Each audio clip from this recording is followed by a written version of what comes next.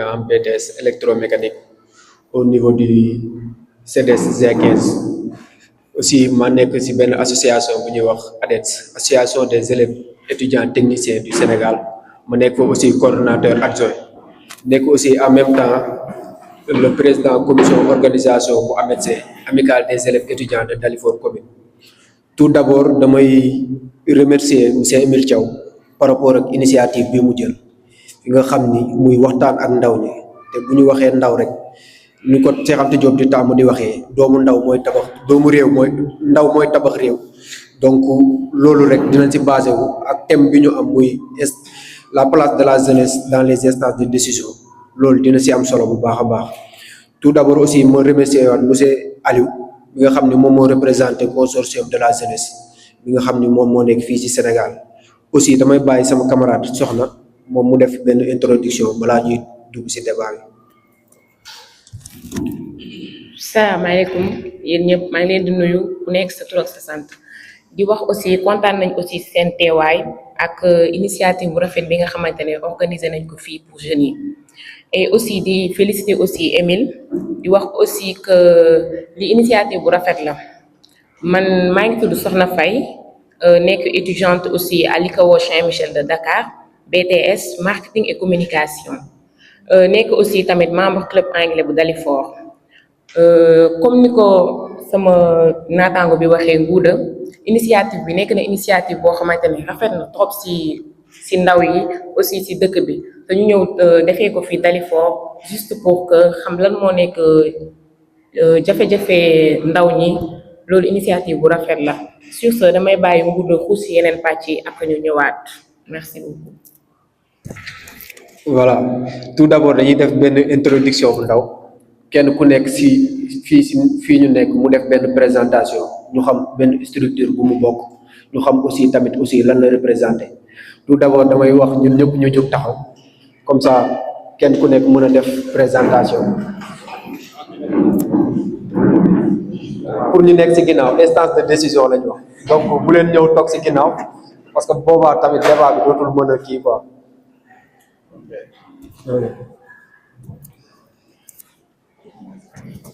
Voilà mun nañ commencer def benn tour def cercle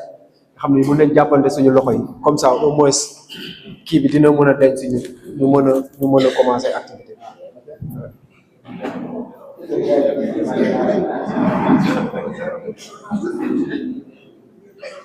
bi ñaar ñëw leen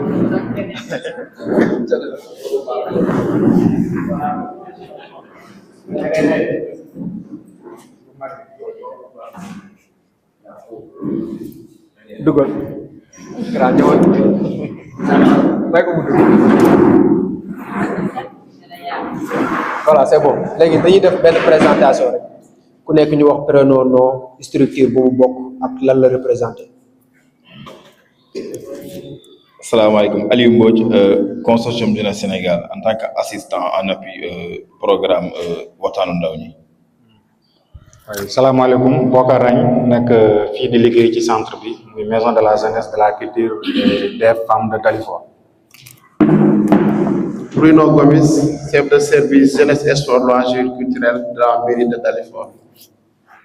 salaamaaleykum wa rahmatulah Serigne Fallou Ndop PDG Serigne Fallou Events entrepreneur. asalaamaaleykum c'est Babacar Diagne dëkk Dalifort fii représenté mouvement des acteurs sociaux pour le développement du Sénégal dëkk fii si commune. asalaamaaleykum Maud Lamine Sané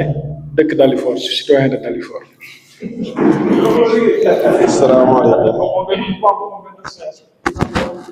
salaamaaleykum ziar nañ leen Cheikh Daouda Sow étudiant en transport logistique membre laa ci daayira Sopula bi. asalaamaaleykum donc maa ngi tudd Billy Barchi dëkk Dalifort entrepreneur culturel mais en même temps membre du groupe de rap Fuken Cook en même temps membre association Dalifort hip hop. asalaamaaleykum maa ngi tudd Mame Fama Ndiaye chef d'entreprise bon mécanicienne chef de garage Mécaform c'est mon entreprise maa ngi dëkk nag fii biir Dalifort mais bon dama ñëw pour maison de la femme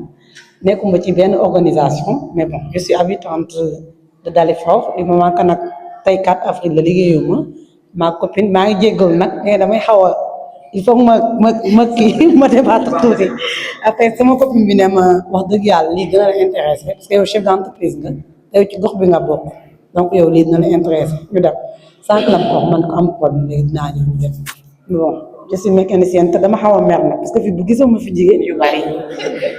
góor yi ñoo fi ëpp tamit lijjanti lool jigéen dañoo war a ñëw de. asalaamaaleykum maa ngi tudd Mariama Fofana nekk agent municipal donc nekk gestionnaire au maison de la femme bu Dalifort Foirail merci. asalaamaaleykum maa ngi tudd Vincent Senghor jeune habitant de Dalifort président de l'association Parcours Events. merci asalaamaaleykum c'est Youssouf Omay Sané membre ASC Cosaan de Dalifort. Salaamaaleykum man la Diana Dia journaliste et chargée de com de la municipalité de Dalifort Foirail merci. salaamaaleykum maa ngi tudd Abou Ndaw étudiant à la faculté des sciences et techniques plus précisément à la PCS physique chimie et de la matière merci. alors salaamaaleykum man maa ngi tudd Khalidou Sy nekk habitant de partout et de nulle part actuellement je suis à Dalifort et aussi di liggéey dans un projet PFPI projet de formation professionnelle et d'insertion en tant que chargé des apprentis merci beaucoup. yes salaamaaleykum maa ngi tudd Mansour Mballo professeur d'anglais au lycée Lamine Gueye en même temps artiste rappeur ñu may woowee Frilo de membre du groupe Darab Foukenko yesaay. asalaamaaleykum maa ngi tudd Seydi Thiaré nekk acteur culturel dëkk Dalifort membre du groupe Darab Foukenko en même temps membre ci Dalifort Hip Hop. salaamaaleykum maa ngi tudd Émile Diaw nekk gestionnaire au maison de la jeunesse de la femme de la culture bu Dalifort nekk acteur culturel di liggéey ci groupe bu tudd Foukenko en tant que manager nekk aussi ci association Dalifort Hip Hop nekk directeur festival Dalifort Hip Hop en même temps secrétaire général de l'association merci. salaamaaleykum maa ngi tudd Soxna Faye nekk étudiante en marketing et communication en même temps secrétaire général de Dalifort Niche Family merci. ok dafa mel ni ñëpp présenté wu nañu Fall voilà comme ñëpp présenté wu nañ ba pare dañuy tànn ñaari volontaires yoo xam ne dañuy ñëw fii si digg bi léegi suñu ñëwee si digg bi kenn ku nekk day wax biographie moromam wax jaar-jaaru moromam ñaari volontaires yoo xam ne ñoom ñaar xamante nañ kenn ku nekk comme leadership la ñu wax place de la jeune dans les instances place des jeunes dans les instances de décision au moins moom mu mën a def benn briefing boo xam ne si moromam wax fan la jaar lan la def ak nan la def ba agsi fii mu agsi tey ñaari volontaire.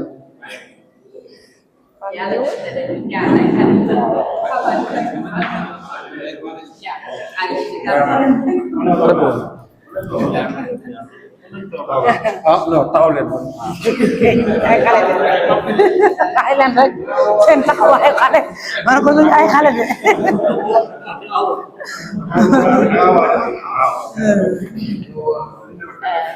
asalaamaaleykum donc préparé wu woon lii nag dañuy jéem rek dañuy essayer.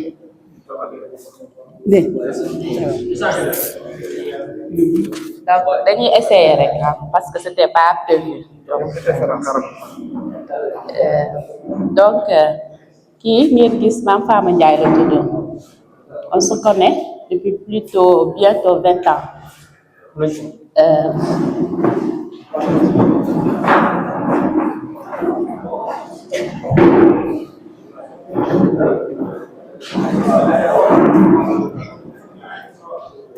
donc bi ñuy xamante li ma xam si moom mooy c'est une dame très brave engagée donc bi ñuy xamante ne moom étudiante la woon man tam pareil xëyu xëy rek tey yegg si fii mu nekk nii xëyul xëy rek nekk li mu nekk dañ traversé beaucoup de choses ensemble dama remarque bi mu doon ñëw fii foyer ba di ma seet si fii à l'époque bi ñëw fii toujours daf ma koy rappelé te waa foyer bi da doon taa ñuy teg ay xeer di rampe kon tey jii rek moo ñu fi ba moo ñu regroupé on a été là depuis le début donc c'est une dame très brave engagée si domaine bi mu jël nekk mécanicienne ci jigéen donc c'est quelque chose boo xamante ne su dul courage ak lii rek du dem juste famille bi et tout et tout et tout duñ la ci encouragé parce que dañ naan métier la boo xam ne dëjëewuñ ko góor dëjëewuñ ko plutôt jigéen donc plutôt doo ci am soutien mais ak engagement ak abnégation tax na tey ba mu créé garage am si Cap Foire député di Koromack Faye dafa entreprise dafa employé ay jeunes di liggéey donc loolu laa am damay témoigner si moom.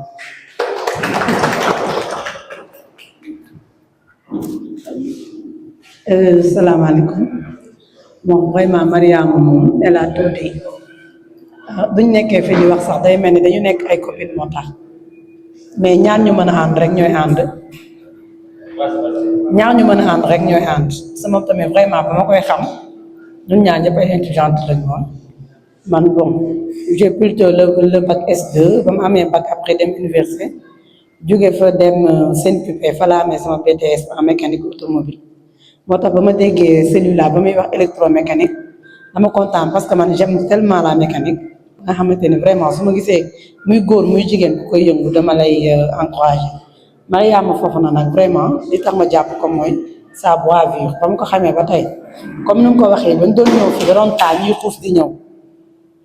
di ñëw ci Case Foire boobu j'étais étudiante su ma ñëwee vacances dama koy xëy ne ko ñëwul ñu dem Case Foire moo tax man Dalifort ak lu ma mënti am man damay bëgg dëkk fii di ñëw ci seen activité kon à chaque fois su ma waxee nag ne ma li xew na damay bàyyi li may def yëpp fekkente ni sax dama xëy dinaa fexe teel a wàcc pour ñëw assister ko donc man tamit loolu laa xam ci moom bon góorgóorlu na ba yegg si fi mu yegg si quoi merci beaucoup. voilà dañuy commencer débat bi donc balaa loolu dañuy def benn débat boo xam ne interactif lay doon nekk entre nous lay doon nekkul benn dañ koy def benn genre boo xam ni waxtaan lay doon kii day jël jox moromam kii waxtaan ñu ci thème par thème la ñuy introduire donc kii bu jëlee wax ci xalaatam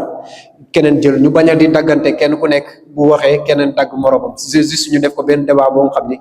dafay am benn leadership boo xam ni au moins ñi ñuy seetaan parce que ñu ngi en direct ñi ñuy seetaan dinañ xam ni ñii ay jeunes leaders ñoo fi tase dinañ xam ni aussi tamit lii ñuy wone ci thème bi aussi ñi fi jot a nekk wuy si nañ ko donc balaa loolu damay jox soxna mu introduire thème bi comme ça ñu mën a commencer débat bi. Merci beaucoup Ngouda tey nag liñ fi dajale lenn la muy instance de prise de décision ku wax instance de prise de décision xam ne décision moom ko mu ñu ngi lalu ci 4 étapes la prise de décision de la problématique beneen bi nekk ci la considération des options ak la décision ak l'évaluation gis nañ ni que ni dëkk bi léegi jeunes yu bari amatuñu ci yenn yoo xamante ne considéré nañ leen ci parce que dëkk bi mën nañu wax ni que ni am na jeunes yoo xamante ne ñàkkuñu lu ñu liggéey mais ñu ngi def loo xamante ne dañuy sous-estimer seen bopp parce que fii dem di yenu saako liggéey la mais jeunes yu bari ñoom pour ñu def loolu day mel ni dañuy sous-estimer seen bopp ndax dañuy wax ni que ni ma nekk xale bu góor tollu nii naan damay yenu ay saako te demeewul noonu ñi nga xamante ne aussi ñu ngi ci dëkk bi des fois da ngay gis Dalifort bi yaana am na ñoo xamante ne ñu ngi fi di drogué wu genre sans aucun souci da ngay nekk mag romb ci mbedd bi dañ koy def à l'aise dara du leen ci déranger mieux vaut suñu defoon ay stratégie yoo xamante ne dina jàppale ndaw yooyu noonu nga xamante ne ñu ngi ci dëkk bi di drogué wu whatever wala di def leneen dina changer parce que bu ñu organiser woon genre benn entreprise boo xamante ne même pas entreprise sax benn école de formation boo xamante ne jeunes yi nga xamante ne ñoo ngi ci mbedd bi di drogué wu wala di def leneen dinañu mën a ñëw ci lieu yooyu noonu di liggéey wala di daan seen doole wala di def loo xamante ne ñoom bëgg nañ ko seen biir xol moo tax ñu ngi wax ni que ni lii ni nga xamante ne waa PJC ñoo ko def idée bu rafet la parce que ñëw ci dëkk bi xool lan li nga xamante ne moom mooy problème bi source problème bi moo fi nekk nga dajale ko pour wut solution pour dëkk bi loolu idée bu rafet la léegi damay bàyyi Ngouda mu wax ci yeneen kii mu wax ci yeneen solution yi nga xamante ne mën nañ ko ci am. voilà léegi thème bi dafay nekk ci 4 étapes la ñuy commencer première étape bi mooy ça me dérange lan moo la déranger ba nga xam ni jeunesse bi nekkatuñ ci stage de décision yi moom si la ñuy njëkk a waxtaanee mooy première étape bi. Deuxième étape bi moo nekk qu'est-ce qui pourrait régler pour le problème lan lañ mën a wax lan lañ mën a def pour régler problème bi nga xam ni jeunesse yi dinañ dem ba nekk si instance de décision yi boobu mooy deuxième étape bi. Troisième étape bi nekk qu'est-ce qu'on va faire lan lañ mën a def ba nga xam ni problème yi ñu jànkoteel ba nga xam ni jeunesse yi du ñu impliqué wu si instance de décision yooyu noonu ñu mën ko régler. Quatrième étape bi moo nekk quelles sont les normes proposées pour améliorer la situation lan nga mën a proposer ba nga xam ni bis bu ñu concerté woo ñu ne lii suñ ko proposer suñ ko defee jeunesse bi kat dina gis boppam ba mën a dem si instance de décision yooyu ñu commencé. Premièrement dañuy ñëw si première thème bi première étape bi muy ça me dérange suñ ko waxee mooy lan moo la déranger ba nga xam ni jeunesse bi lan moo ko mën a motiver ba mu mën a ñëw si instance de décision yi lan moo ko mën a motiver aussi ba lépp lu nga xam ni mouvement associatif yi wala mu xam ni muy prise de parole en public confiance en soi bi nga xam ni jeune bi da ko war a am pour mën a dem si instance de décision yooyu noonu lan la war a def wala fan la war a jaar pour mën a dem foofu noonu. Donc dañ koy def benn débat bu interactif kenn ku nekk wax lan mooy sa xalaat lan moo la déranger ba jeunesse yi mën a dem si instance de décision yi léegi dañ koy def soit ñu def ko tour de table wala kenn ku nekk nga mën a jël parole pour ñu commencer débat bi.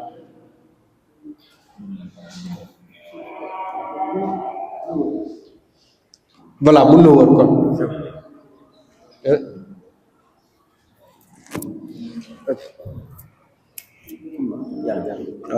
Alors salaamaaleykum waaw ma ñëwaat rek xam nga suñu nee jeune moom man jeune Sénégal dañ ko war a catégoriser quoi en fait parce que suñu nee jeune tranche d'âge bi je pense 18-35 ans la te man yàlla def na ne instant bi yaakaar naa léegi ma daal 50 ans macha allah mais quand même ma jël si kii rek ma jël si ma wasu ci àq quoi par rapport ak ce qui dérange les jeunes pour ñu mën a dugg ci instance de décision yi man pour man li dérange jeunes yi li njëkk mooy mépris le regard qu'on a sur notre jeunesse ban bët la ñu di xoolee le regard que les gens portent sur la jeunesse parce que ici au Sénégal la jeunesse est portée et dañ koy xool et regardée comme une problématique comme un problème Sénégal su ñu présente de jeunes c'est que la jeunesse c'est un problème soo xoolee tous les pouvoirs yi fi jaar seen politique de jeunesse dañ ko échoué parce que jeunesse Sénégal sànq Aliou mu ngi koy wax représente 70% de la population donc man pour man ce n'est pas un problème mais pour man c'est une solution parce que démographie la soo demee dans les pays européens aujourd'hui ils ont une population vieillissante mi ngi màgget amatuñu main d'œuvre bu valide en quelque sorte mais ñun am nañu loolu am nañu jeunesse am nañu benn jeunesse boo xamante ne am nañu main d'œuvre mais te cette jeunesse est poussée à ce que ñuy braver les océans pour dem si yeneen dëkk quitte à ce que ñuy perdre seen dund ñuy perdre seen life loolu kan mooy perte ñun ñooy perte Sénégal mooy perte parce que c'est une main d'œuvre valide qu'on est en train de perdre c'est de la force qu'on est en train de perdre kon donc man pour man lu ñu war a gën a mun def li dérange yi mooy ñu assurer leen ne Sénégal war nga fi mun nekk jàng am sa diplôme nga entreprendre ak loo mën a def nga génn ci comme ni ko kii defee mécanicien parce que ma ne am wax na ko c'est un métier masculin souvent soo demee ci gars mécanicien yëpp 99% c'est des hommes mais une femme qui s'impose dans ce milieu plus masculin c'est que man pour man war nañu xool suñu bopp jeunesse war na xool boppam pour man loolu c'est ce qui dérange mooy regard bi mooy mépris bi comment on méprise cette jeunesse Dalifort fii sànq soxna mun koy wax da ngay gis un jeune issu d'une famille très difficile mu teel a bàyyi jàng pourtant il était brillant à l'école dugg ci affaire tux mais bët buñ koy xoolee non kii toxotu yàmbaa la di ko mépriser pourtant yow yaa ngi jugé nit ki te xamoo c'est quoi sa vie xamoo lan mooy dundam xamoo fan la jaar xamoo lan moo tax mu dugg ci li mu dugg noonu mais yow jugement nga ci am mais andiwoo ay solution te pourtant muy jàng école c'était un jeune très brillant mais des situations économiques des situations sociales ont fait que moom mu décroché à l'école mënu woon jàng parce que y a plusieurs facteurs qui font que mënoo egg jàngam mais ce jeune là il vient dans la société il n'est pas formé il n'est pas préparé gëmul boppam dafay dugg ci drogue dafay dugg ci jaayam drogue léegi ñun les populations yi nga xamante ne su génnee këram ñu muy njëkk a dajal mooy ñun les populations ñun dañ koy mépriser dañ koy vomir mais ce jeune là dafay dem defaru il va faire face ak man maanaam day dal ci kaw société bi su boobaa après sécurité du am parce que moom foog mu lekk foog mu naan amul liggéey amul dara am na bët bu ñu koy xoolee il faut mu agresser il faut mu je suis pas en train de faire l'apologie de ça mais en fait c'est ça les problématiques moo tax instant bi nii comme que ñun on a cet outil là toujours pour ñëwaat si suñu politique fii maison de la jeunesse il faut que ñu former les jeunes on ne peut pas insérer les jeunes dans les instances de décision sans que ñu am formation la formation elle est fondamentale elle est primordiale les jeunes doivent se faire former da nga bëgg nekk entrepreneur c'est que demal nga former wu ci formation nag laa jóg kese nga dem école aujourd'hui on a internet il y a beaucoup de connaissances sur internet beaucoup trop de connaissances sur internet xam-xam bu bëri moo fa nekk mais ñun la jeunesse wala les jeunes sax parce que man nekkatuma jeune instant bi adulte là mais ñoom ils passent tout le temps sur TikTok 99% si seen temps perdu ñu ngi sur TikTok sur Facebook sur WhatsApp en train de faire des stories da ngay dem hôtel nga photo wone ko yow qu'est-ce que tu montres aux gens pendant que nga war a dem lire benn document am nañ fi benn médiathèque mais c'est pas fréquenté il y a des livres il y a du savoir bëri na xam-xam bu fa nekk tege mais jeunes yi demuñu vers xam-xam boobu noonu te adduna bi adduna wu xam-xam la il faut que les jeunes d'abord qu'ils soient préparés su nekk y a pas de dispositif pour que parce que soo demee dans les pays développés foofu âge boo am nga bëgg jàng da ngay jàngi États-Unis par exemple il y a des programmes comme ça da ngay jàng am bac nga dem liggéey toog 10 ans tu veux faire une licence nga ñëw def benn licence pare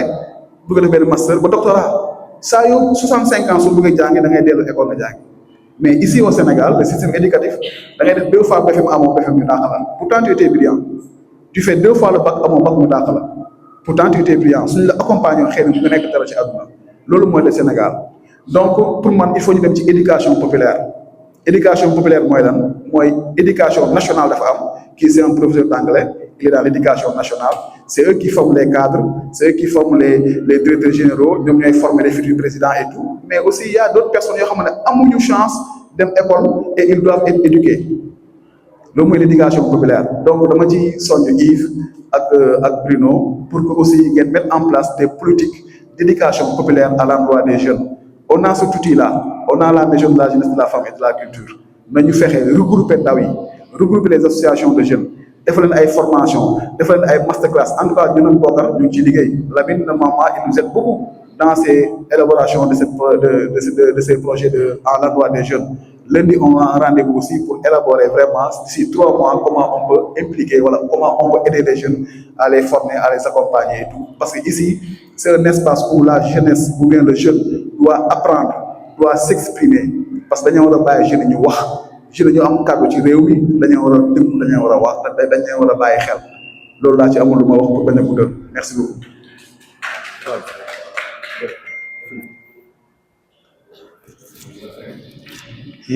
salaamaaleykum présenté woon naa sànq jël mooy présenté waat je pense c'est Mansour Mballo professeur d'anglais comme ni ko Émile waxee ñun ci dëkk bi la ñu dëkk juddoo fi màggee fi yaroo fi quoi comme li ñu wax ci thème bi par rapport ak la moo tax jeunes yi ñu beddi leen bokkuñu ci instance de décision yi sometimes dañuy faral di wax uude nu mu la gisee la lay ëwalee quoi te pour man loolu mu ngi commencer changer quoi parce que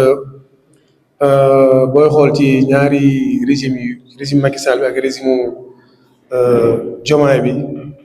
doon nañ jël ay jeunes ñu liggéey quoi je parle en l'occurrence côté culture bi parce que booy xool culture bi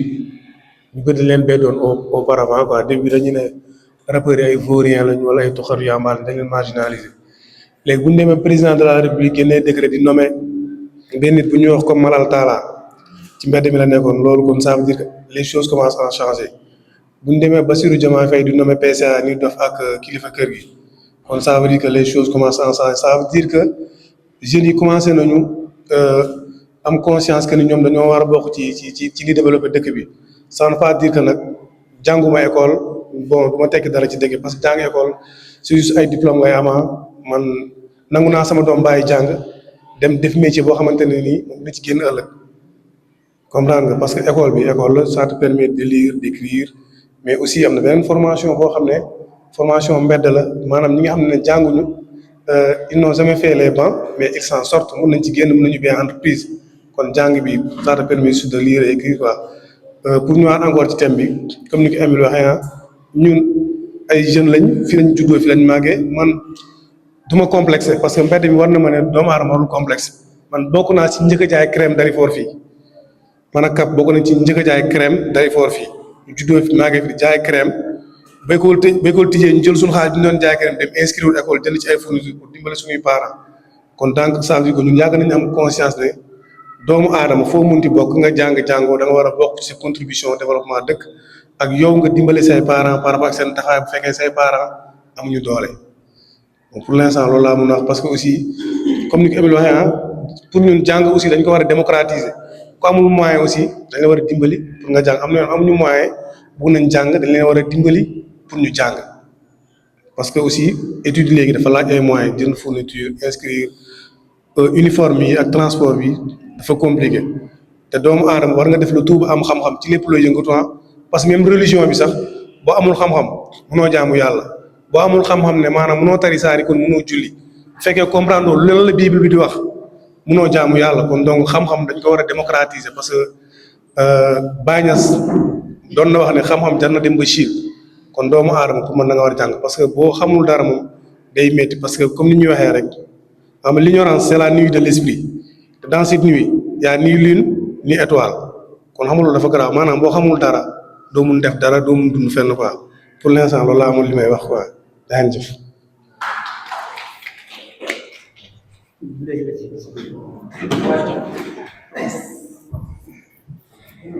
yaa ngi jégalu de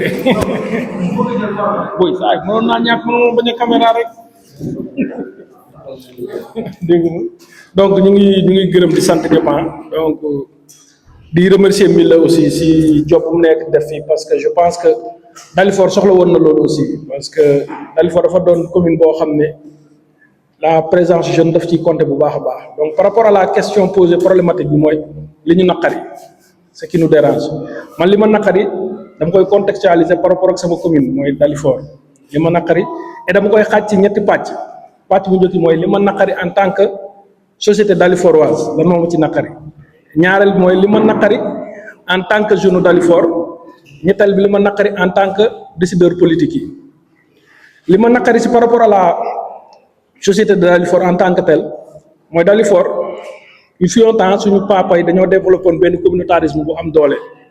communautarisme mooy lan ku nekk day jàpp ci kenn ñu yóot lu ñu yóot mun ko amandoo ñun ñëpp mais si li ñu gën a xuus génération yi di daw ñu ngi gis ne Dalifort mu ngi perte communautarisme boobu parce que on parle de développement mais développement durable mënul am développement bu inscrit dans le temps mënul am tant que ce n'est pas un développement communautaire mais maintenant Dalifort dafa bàyyi développement communautaire dem dugg ci benn type de développement bu égoïste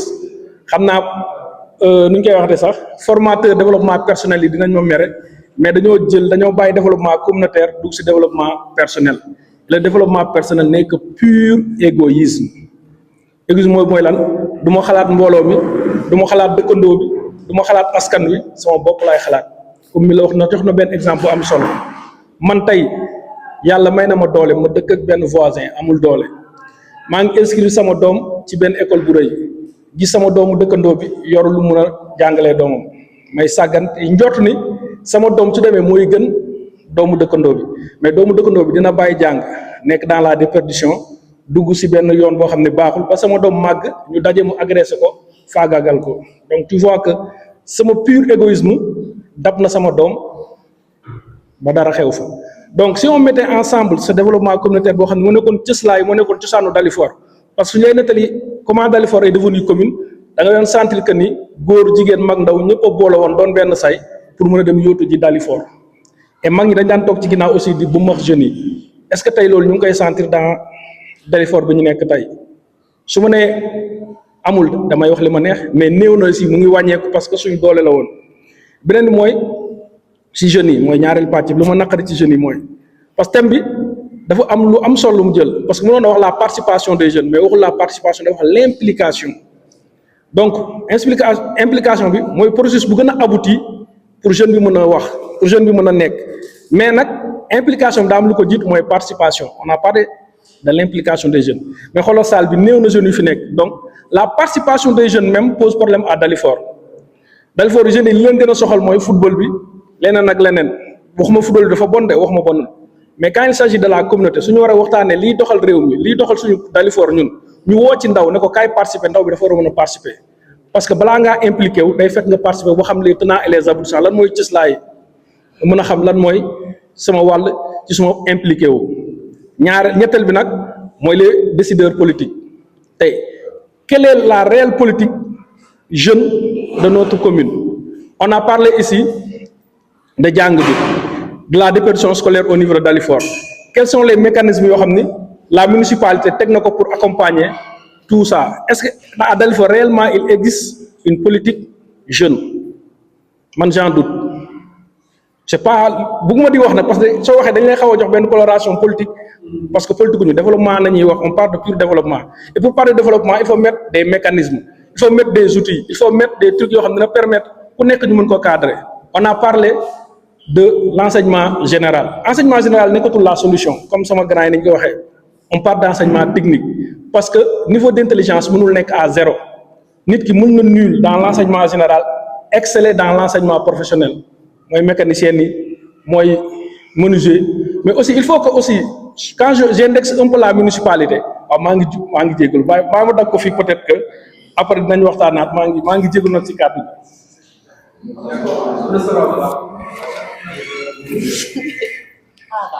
oo yem si say temps ngay xaabaal asalaamaaleykum donc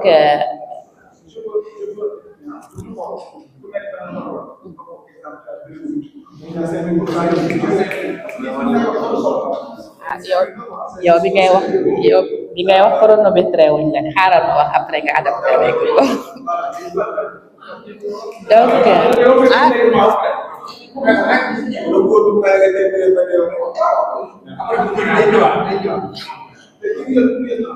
d'accord léegi ñaata minutes la 5 minutes bari na de donc bu fekkee implication jeunesse dafa problématique donc quand dire de l'implication de la jeunesse féminine c'est plus grave wala tey ci la présence ñun ñi fi toog la jeunesse féminine bi pourtant si jeunesse bi lañ bokk ana jeunesse féminine bi donc lan moo ma naqari c'est l'implication de la jeunesse féminine en particulier cette activité yi ñuy def fii au niveau de la commune d'abord et de façon générale du Sénégal on a tous les 24 heures les mêmes 24 heures mais lan la ñuy def suñuy 24 heures moo ñu différencier lu ma naqari mooy au lieu que ñu occuper jël suñuy temps consacré ko ci suñuy formation personnelle wala suñuy business wala suñuy activité on passe beaucoup de temps ci ay futilité ci ay folklore yoo xamante ne ça n'amène à rien ay débat de personnes ay combat de personnes c'est pas intéressant nit ki da ngay jël sa temps libre investir ku ci nekk yàlla am na lu la bindal xëy na yow jàngoo mais mën nga létt xëy na yow jàngoo mais mën nga loolu sa talent la jéem ko gëstu jéem ko xool monétiser ko jéem ko jaay def ko sa métier boobu jéem ko jàng donc jeunesse maison de la femme bi ba ñu commencé suñu activité am na ay formation yu ñu fi def mais gisuñu l'implication de la jeunesse féminine donc loolu lan moo ko waral peut-être amuñu information yi peut-être demuñu ci ñoom depuis le début dem fekk leen ci seeni gox-goxaat dem fekk ci seeni base dem fekk ji leen fi ñu nekk impliqué leen ci peut-être donc bu ñu démarré dinañ demaat ci seeni gox-goxaat dem fekk leen fi ñu nekk woo leen ku ci nekk sa entité bi nga bokk sa structure bi nga bokk nga ñëw d'office bokk ci membre yi nga xamante ne tout ce qu'on fait ci maison de la femme bi wala lu ñuy def di nga ñëw représenter di nga am kàddu représenter sa association donc loolu laa amoon li may wax je passe la parole ba ci kanam.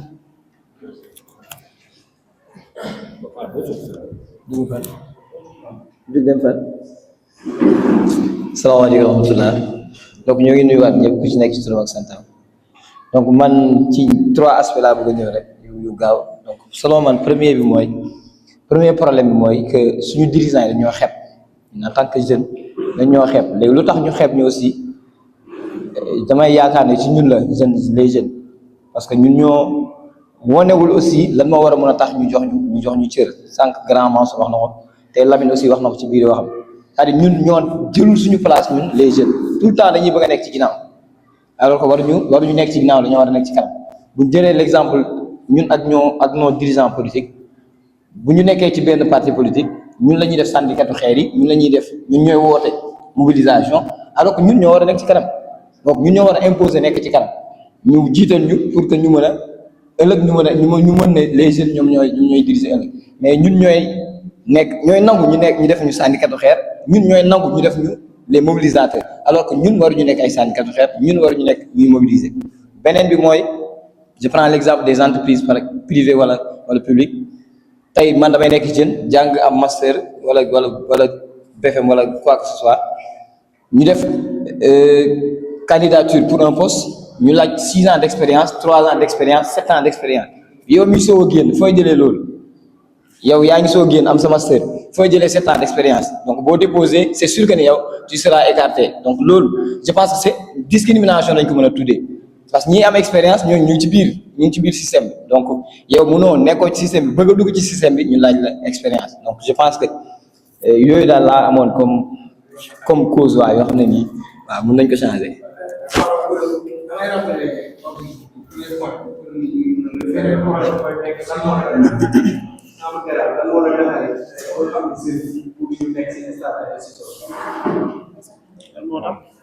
donc ba léegi dañuy continuer waxtaan bi rek bu fekkee am na keneen ku bëgg a jël kàddu gi waaw dañu jox Aliou mu intervenir. bon xam jeunes yi dañ leen di jël comme ay boucliers wala ay mobilisateurs pour organiser ay meeting ak yooyu noonu léegi lu ñu war a sax xoolaat ci li nga xam ne moom mooy parti politique yi mooy que ni dañuy dem bay créer li nga xamante ne moom mooy ay commission de jeunes moo xam parti bu nekk da ngay gis mu am benn commission de jeunes bu muy créer loolu pour man premier écart bu ñu def la boo xam ne dañ koy bloqué wee jeunes yi ci biir parti bi que na ngeen def na ngeen di créer par exemple APR am na COJER PDS bi JTL Pastef JPS pour man loolu yëpp premièrement dafa écarter jeunes yi pour ñu mën a am pour ñu mën a positionner ci parti yi pour que ñoom ñu mën a dem ci instance de décision yi beneen bi moom mooy côté formation donc ñëw nañ ci léegi Émile ñëw na ci ak yooyu noonu pour man amul lu gën a am importance li nga xamante ne moom mooy éducation populaire pour man amul lu ko gën a ëpp doole en termes de compétence man loolu sama gis-gis la quoi parce que bon bien vrai que def naa formation académique mais aussi am na loo xamante ne en termes de compétence connaissance am naa ko ci côté li nga xamante ne moom mooy mbedd bi wala leneen donc fi may ñëwee moom mooy li muy wax da ngay am ñu ne la expérience professionnelle pour man expérience professionnelle souvent lu ñuy def au niveau de nos localités jeunesse bi war nañ ko mën a valoriser par exemple membre la Dalifort hip hop maa ngi koy gérer li nga xam ne moom mooy comptabilité bi donc su may defar sama CV damay ignorer loolu noonu alors que loolu noonu expérience la boo xamante ni peut-être am naa ko plus de 5 ans 6 ans te sax moo gën a ëpp valeur expérience bi moo mën a am ci entreprise wala moo mën a am feneen souvent jeunes yi duñu prendre en compte loolu noonu pour ñu mën ko impliquer ci seeni CV wala leneen wala nga gis jeune bu mel ni man damay def formation par exemple ci communication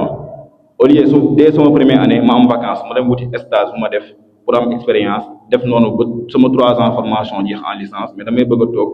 ba 3 ans yi jeex ma dem di wuti expérience souvent entreprise yi comme ni ko waa ji waxee léegi entreprise yi xooluñu koo xamante ne dafay ñëw pour jàngi si souvent ñoom ñu ngi xool nu ñu defee seen chiffre d'affaires donc koo xamante ne am na ay compétences yu avérées la ñuy gën a soxla wala sax koo xamante ne am na ay base la ñuy gën a soxla koo xamante ne dañuy ñëw pour muy commencer waat di defaat ay formation beneen bi aussi moom mooy au niveau de nos communautés lu ñuy dundee mooy xam nañu ASC yi ñoo ëpp doole ci quartier yi mais ASC yi boo xoolee même volet culturel bi sax léegi daf ci dañ ko naxasal dañ ko effacer donc pour man dafa war a nekk benn opportunité pour jeunesse bi pour ñoom ñu jàng comment décider ak naka la ñuy améliorer seen prise en compte politique mais aussi ñu changer waat système politique bi de telle sorte que man mi bokk ci parti politique ma am possibilité wu dem assemblée nationale pour ma mën a teewal sama gox man mi bokk ci parti politique ma mën a am opportunité wu ñu jël ma ci gouvernement ma mën a am li nga xamante ne moom mooy benn kii selon samay compétences ak selon sama expertise mais bu ñu xoolee configuration bi ni mu mel du ñu gaaw tenir en compte jeunesse bi parce que jeunesse bi lañ leen di soxla moom mooy comme ay mobilisateurs comme ay boucliers pour ñu mën a participer leneen léegi nag bu ñëwee loo xamante ne ce sont des loisirs wala leneen ñu ne loolu yéen ci gën a am apporté léegi ñu ignorer aussi li nga xamante ne moom mooy formation dans la rue formation ci mbedd bi et je pense que xam naa damay lancer waale message boobu consortium lancé na tey benn consultance boo xamante ne pour jël xalaatu nit ñi surtout jeunesse bi ci li nga xamante ne moom mooy éducation populaire lancé waale benn plateforme boo xamante ne pour animateur collectivité locale yi wala ñoom ay mbir yor centre yi nii mën a dugg foofu noonu fekk fa ay ressources yoo xamante ne dafay tax ñu mën a animer activités yoo xamante ne dafa lié ak éducation populaire donc loolu laa ci bëggoon apporter waale quoi merci. voilà dañuy vérifier pour mën a jël bu vérifier comme ça ñu teel a bokkale.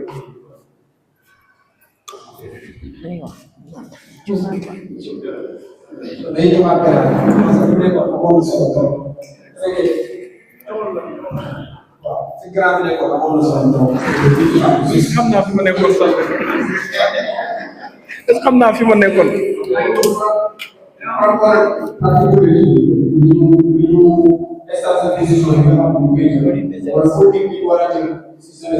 Ah ok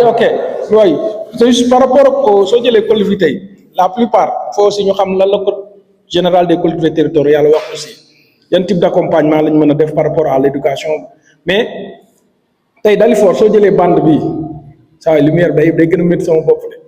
soo jëlee bande bi mooy mécaniciens yi fu ñu ne donc soo xoolee ci mécaniciens yi cat ba cat am na ay jeunes yu fa ne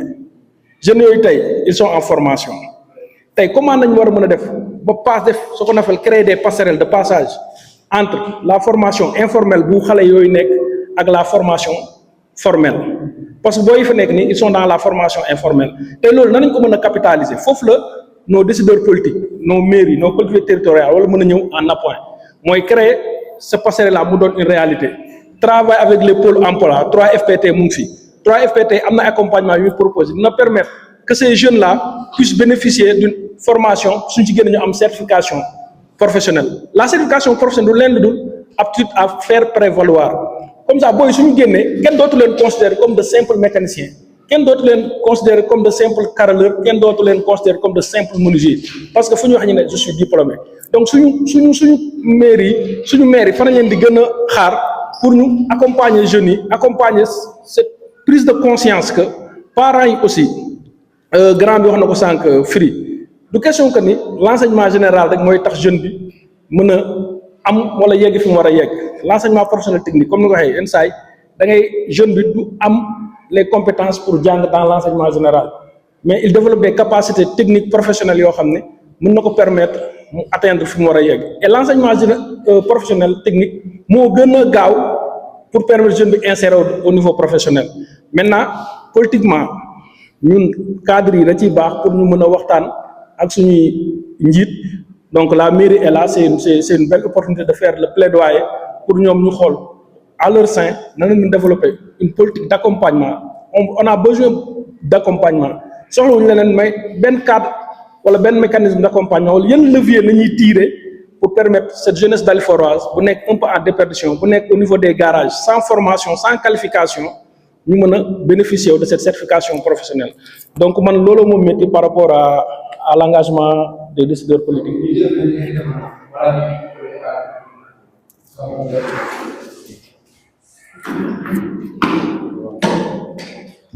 Salaamaaleykum maa ngi nuyu ñëpp je me présente tout d'abord man la Yves Patterson nekk chef de cabinet monsieur le maire Mamadou Baye Diop dama fi ñëw nag si ñaari facette dama fi ñëw en tant que représentant de la municipalité mais dama fi ñëw tamit en tant que un jeune ñëw bokk ci waxtaan ñëw naa fekk fi tamit sama frère Bruno nekk chef de service jeunesse sport et culture au niveau de la mairie au passage di nuyu Émile Diaw mi nga xam ne moom mooy gestionnaire maison de la femme de la jeunesse et de la culture bi ñu nekk nii di nuyu ñi ma fi fekk ñëpp di nuyu Mariam Fofana mi nga xam ne moom it moo nekk fii ci maison de la femme parce qu'il faut savoir que bâtiment bi nii dafa abriter maison de la femme ak maison de la jeunesse damay rafetlu initiative bii nii bi nga xam ne Émile Diaw moo ko initié ak Bokar Agne di ko nuyu mooy au passage di nuyu tamit ñii ni nga xam ne ñooy waa Dame Vision ñi nga xam ne ñoom ñoo ñu permettre ñu mën a jël micro bi mën a wax ak askan bi wax dëgg yàlla li dafa am solo parce que lii day tax jeunesse bi gën a xam boppam comme ni ngeen ko waxee ci thème bi réimaginer l'implication des jeunes dans les prises de décision man damay ñëw ci sujet bi de manière générale comme ni ngeen ko waxee ñun tey man boog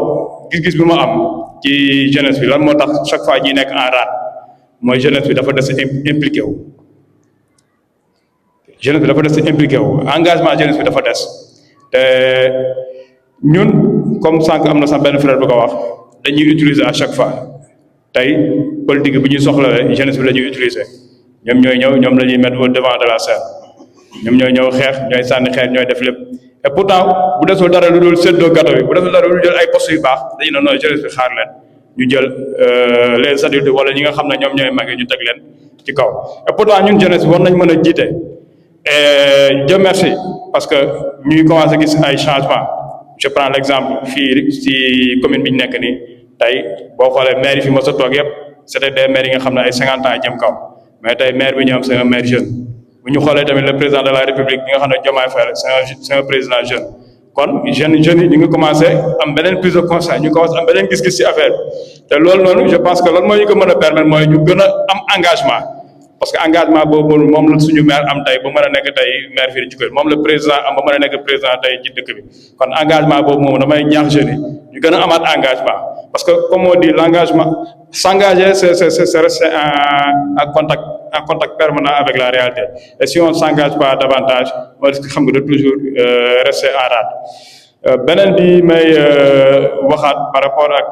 li ma gën a déranger tamit si jeunesse bi mooy la jeunesse ne s'informe pas davantage sànq sama frère Émile Dia wax na ko parce que boo amul connaissance boo amul xam-xam munoo def dara munoo bokk ci dara tey boo xoolee le monde est ouvert tey on n'a pas besoin d'étudier pour am xam-xam internet baa ngi fii nii à travers l'internet à travers notre portable mën nañ jël chaque jour benn une heure wala benn 2 heures di def ay cours loo bëgg a ci cours mën nga ko def ci internet mais dommage on utilise mal l'internet ñun dañuy nekk ci internet bi nekk ay TikTok ay Facebook tout ça alors que am na lu gën a am. Bon, ce qui me dérange moi ci jeunesse Dalifort bi petit boros na ci tuuti mooy que benn affaire moo am mooy politicien bi moo yàq jeunesse bi parce que tey jeunesse bi boo ko woowee kaay naan caayam sax mu ne la suma paree loo koy jox loolu tamit day tax jeunesse bi politiciens yi di leen utiliser man loolu moo ma gën a déranger ci jeunesse bi duñu engagé aussi dara jeunesse boo si woo bëgg ko déplacer si yëkkatil ma chaise bële mu ne la soo paree loo may jox loolu moo gën a déranger ci jeunesse su Dalifort précisément comme Dalifort laay waxee léegi nag c'est à nous ñu jéem a xool ban système la ñuy taxawee pour que jeunesse bi engagé wu si loolu noonu beneen bi may déranger mooy éducation en quelque sorte kii boros na ko sànq éducation Fallou boros na ko sànq nee na bu ñuy laaj ni ñu ko waxatee expérience professionnelle bac plus ainsi de suite pourtant maison de la famille bu ñuy demander appel d'offre bi y avait pas mal de jeunes mais après dañoo yokk niveau bi bac plus nangam après problème day am bu boobaa jeunesse bi nga xamante ne jàngam soriwul noonu laa ko mën a waxee du mën a accéder si yenn postes yooyu noonu loolu mooy tax moom day nekk toujours en arrière maanaam la motivation bi ñu war a jël pour que jeunesse bi même bu nekkee poste bi nga xamante ne ku am niveau bi moo ko war a yor te jeunesse bi am possibilité capacité yor ko ñu jox ko ñuy jaaree foofu noonu mbiri mais tel n'est pas le cas au Sénégal ku jàng mooy nekk ci kaw tout le temps yow boo amul yenn niveau yi duñ la privilégié loolu moo tax tey man à mon niveau yenn position yi yenn poste yi sax su ma ko gisee appel d'offre du ma si dugal damay toog jàpp sama ñàmm parce que xam naa su ma dugalee Fallou dugal Fallou la ñuy jël parce que moom ëpp niveau non c'est ça loolu moo gën a déranger vraiment nit ki am na expérience am na ko fi tudd sax ñàkk a jàng taxul amoo xelan taxul muusoo amaana sax ki ñu fa teg yow yaa ko gën a expérimenté yaa ko gën a muus yaa ko gën a cultivé si loolu noonu ñu jox ko noonu mais après niveau bi la ñuy xool merci beaucoup.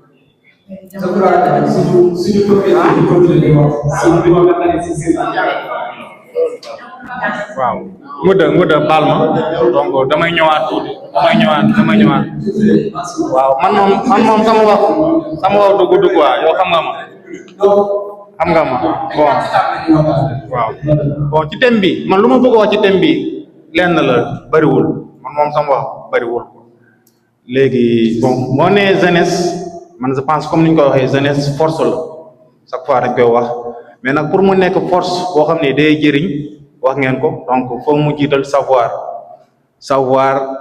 dugal naa ci biir éducation boo xam ni école nga koy jëlee ak éducation boo xam ni ci kër gi nga koy jëlee ñaar yooyu ñooy réunir loolu moo lay tax suba yow maanaam lu ñuy wax ci jeunesse yëpp ci liñ leen jàppee neexu leen parce que loolu boo dajalee ñaar yëpp mooy ñu yar la ci kër gi ñu jàngale ci école bi ba nga yow nga pare nga xam ne yow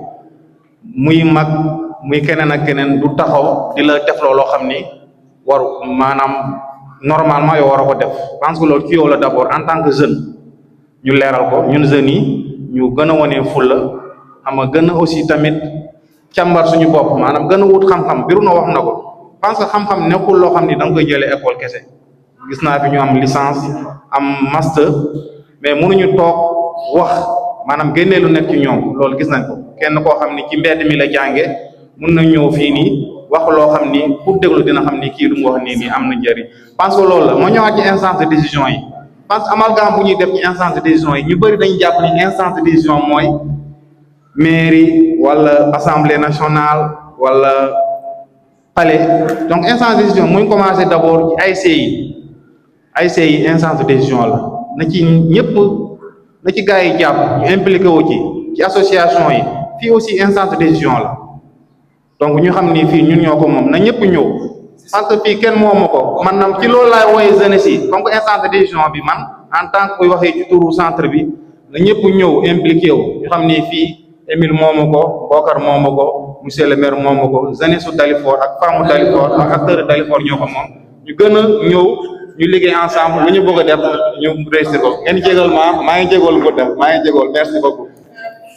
je crois que buñ fi nekkee di wax kenn ku nekk ñu naan naqari si seen yi waaye ci biir ñu mën a wax ba suba te du jeex parce que ñun ñëpp am na kenn ku nekk am na lu la naqari si seen donc deuxième étape bi ñuy ñëw moo ëpp solo parce que foofu noonu dina la laaj yow lan nga def ba yan problème lañ mën a régler ba nga xam ni au moins yow di nga mën a wax yenn problème yoo xam ne suñ ko defee loolu noonu nga xam ne naqari na la si seen yi dina dañ ak yow lan nga xam ni soo ko defee personnel sa idée personnelle boo xam ni soo ko defee dina mën a avancer donc damay bàyyi soxla mu continuer ñu dugg si deuxième étape comme ça mu gën a gaaw quoi dégg paroles yi dañuy jël chaque ku nekk na jël benn 3 minutes pour mu gaaw ñu mën a def parce que 4 étapes la suñu kenn ku nekk bu jëlee parole bëgg a wax benn 10 minutes dafay métti ba du ñu mën a eggal merci beaucoup Ndiouga léegi dañuy jublu ci étape 2 bi muy wax qu'est-ce qui pourrait régler le problème fii ku nekk wax nga loo xamante ne loolu nga gis lu lay déranger ci dëkk bi léegi dañuy wax lan mooy solution bi nga xamante ne wax nañ ko mën a indi loo xamante ne régler problème bi ci loolu étape bi day am ñaari possibilité yow ci li nga xamante ne moom ngay def individuellement ak loo xamante ne dëkk bi wax na ko mën a def savoir contenu projet bu dëkk bi am wala initiative locale boo xamante ne dëkk bi wax na ko def pour mën a éviter problème yooyu noonu ngeen jot a wax fii nii. man fi ma toog baaxul leen waaw merci beaucoup ci question bi par rapport ak mooy solution yi sànq Baylas mu ngi koy wax mu ne la municipalité qu'est-ce que vous avez fait pour la jeunesse n'est-ce pas la politique de jeunesse donc bu ñuy former dañuy wax ne quand tu diriges une institution publique tu diriges une institution politique dans le sens politique du terme quoi pas politique politicienne ak yooyu quoi comme au Sénégal donc fii c'est une institution politique pour man et que pour man c'est une proposition à ces problèmes-là à ces problématiques liées à la politique de jeunesse parce que c'est une maison de la jeunesse. Peut-être que am na lu bëri ñu des par rapport à équipement yeeg yooyu noonu mais ça répond à cette problématique-là pour apporter des débuts de solution par rapport ak jeunesse bi pour man loolu politique la léegi nag nu ñu koy dérouler dans le temps dans l'espace ba atteindre cible bi ba mu nekk un réceptacle ba mu nekk un lieu d'apprentissage et de perfectionnement du savoir pour man foofu la ñu war a dem yaa ngi comprendre donc man personnellement su may wax déjà dama ci wax si turu centre bi centre bi yow tu sais Bokar on est en train de travailler sur un projet très pertinent qui s'appelle le FOJET, n'est-ce pas, le Forum des jeunes entrepreneurs de Dalifort. Oui, un forum sur la formation, sur l'emploi et l'équité sociale. Parce que ça, Dalifort, c'est un quartier très particulier. Et sa particularité, moi, c'est un quartier communautaire. Communautaire quoi soo lire histoire Dalifort nga cite seetaan un film Demain et Espoir da ngay gis suñu papa yi nu ñoon xeexee ci communauté pour Dalifort nekk lu mu nekk tey dispensaire bi école bi naka lañ ko implanté c'est la communauté qui s'est cotisée entre elles pour que leurs enfants puissent avoir accès à l'éducation. Ça c'est la communauté et que loolu lañ ko war a man c'est un patrimoine immatériel loolu waa mairie bi ci mënut a ñëw muy kii ak ki fi nekk da nga war a garder loolu. Donc pour man je pense que en tant que ay solution fu ñu gën a mun dem en tout cas ñun ñu ngi koy def man en tant que acteur culturel ak association Dalifort Hip Hop ñu on a un festival qui s'appelle Dalifort Hip Hop et festival boobu dafa am direction jeunesse mooy on fait tout pour que mu am formation chaque année day am formation même su nekk 4 modules sur les pratiques artistiques muy photographie comme ñi dañuy def muy infographie vidéo wala pratique DJ ak yooyu nañu fexe mu am. Ok aussi on a travaillé ak ay femmes qui s'appelle le centre Kiné Diop tey femmes yooyu tey ils ont créé leur GIE un groupement d'intérêt économique ñu ngi fii ci ginnaaw CM Dalifort di liggéey ñu bëri dañu fa jaar di ndékki on est parti de rien zéro la ñu commencé et projet boobu noonu mairie Dalifort mosuñu accompagner muy maire bi fi nekkoon ak maire bi fi nekk tey kenn mosuñu ci accompagner mais on s'est débrouillé de wuti ay financement man je me suis battu ak waa CETIC pour am fa benn subvention pour 2 millions et quelques pour ñoom ñu démarrer ñu amorcer seen ay premiers pas tey aujourd'hui ñu ngi consortium ci Sénégal ils ont bénéficié ci benn kii quoi lu ñu koy waxee sax benn voiture mobile la ba nga xamante ne Chine lañ koy defaree valeur 3 millions boo xam ne genre fast food mobile la quoi en fait après projet bu leen financé loolu moo leen di formé parce que oto lay nekk dañ koy el dawal donc tey femme bi fa nekk bu baax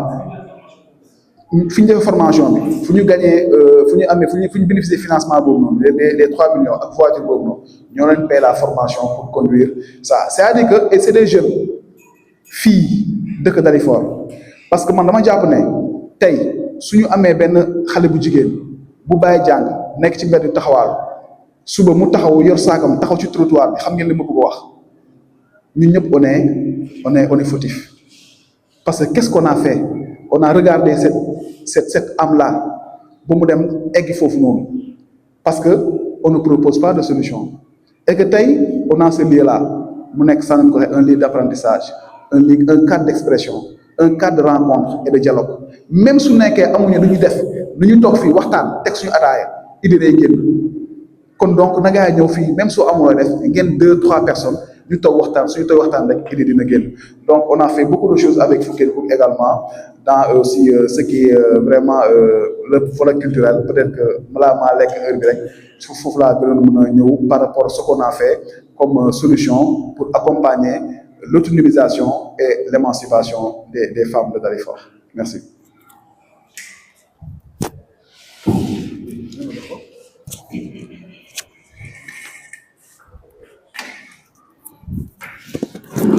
Bon, salaamaaleykum maa ngi nuyu ñëpp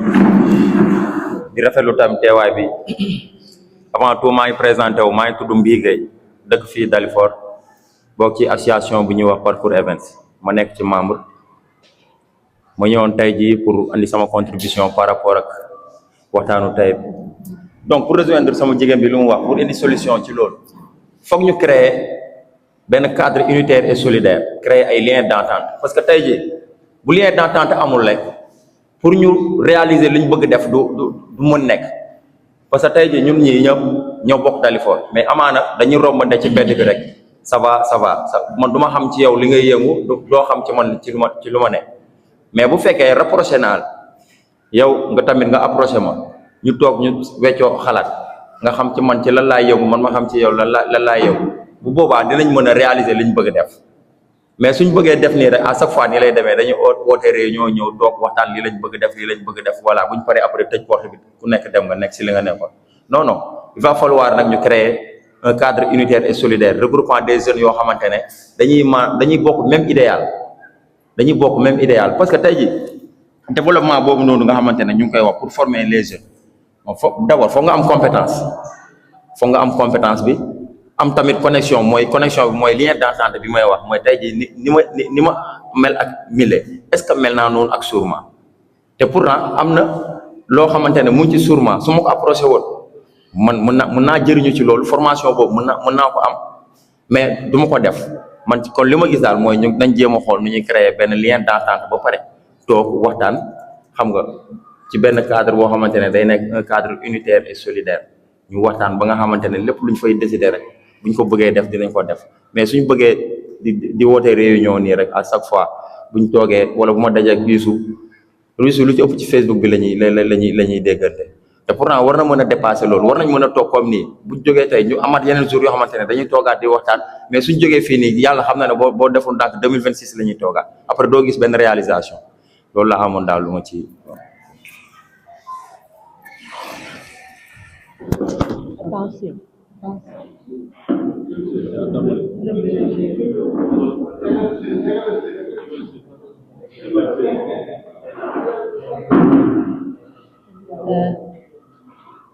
par rapport ak sujet boobu ce qu'on a fait wala boog ban solution la ñu yaakaar ne buñ ko defee